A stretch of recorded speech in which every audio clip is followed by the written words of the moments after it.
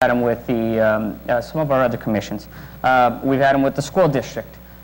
We can hold a joint workshop, a meeting of sorts, where we sit at the round table and we have the board of directors of the chamber and we have the at-large members invited.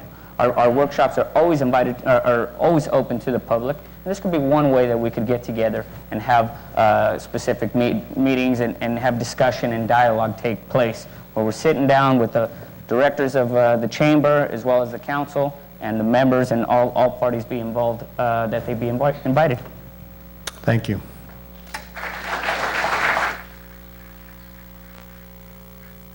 Mr. Chagnon, how would you facilitate stronger communications with the Chamber of Commerce and its membership? I think right now the chamber is going through some changes. They have a new director in Irene. But you know, the chamber has always been a strong organization.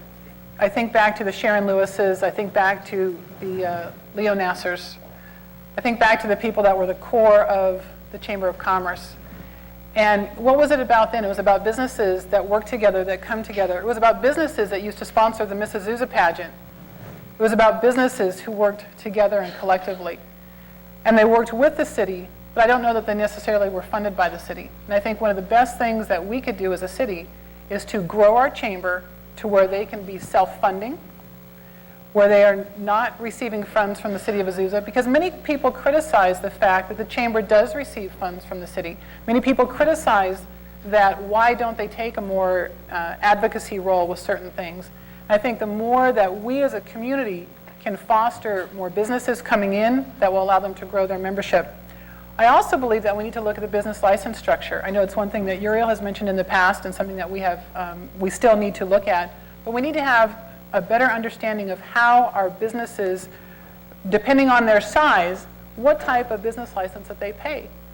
Perhaps we need to look at a restructuring of that scale. And that's something that through open communication with our chamber and our city staff and our city council, those are ways to improve communication. I also believe it's important that the council, I know in my role, I've gone out and I have visited businesses with the chamber director. And I believe that our role as leaders in the community, that it's important that we go out to our businesses, that we sit down, that we understand their needs, so that we know how we can foster better two-way communication. Thank you.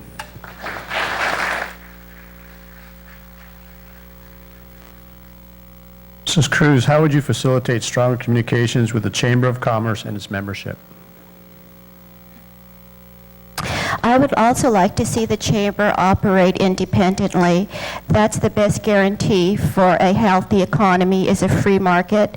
I believe there's been too much intervention with City Hall and the directors of the Chamber of Commerce, and a little too much communication and exchange. For example, in the board of directors, actually the president of Athens, of Azusa represents Athens. They donated to both Diane and Angel's campaign this year.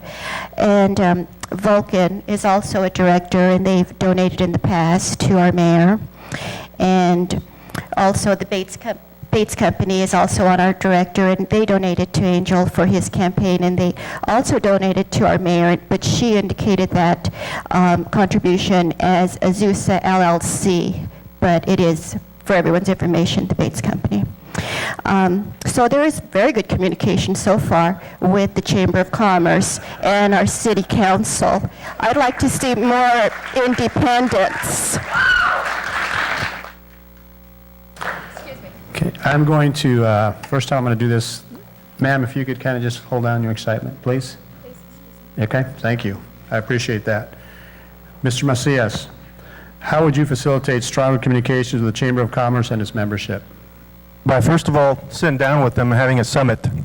Sitting down with them, setting mutual goals, asking them what they need to accomplish their goals, and then helping them wherever we can. And then at the end of that time, giving a time frame, holding them accountable. So yes, so they can be self-sufficient, so they can have a lot more funding then than they do now. Secondly, I would probably encourage them to combine resources. You could go around it with the other surrounding Chamber of Commerces and the Rotaries and the other local clubs around towns, not only in Azusa but in the surrounding cities, having local meet and greets with them. So I would set mutual goals. I would do, this is the same thing, that same approach I would take probably with the school district. Sitting down with them, setting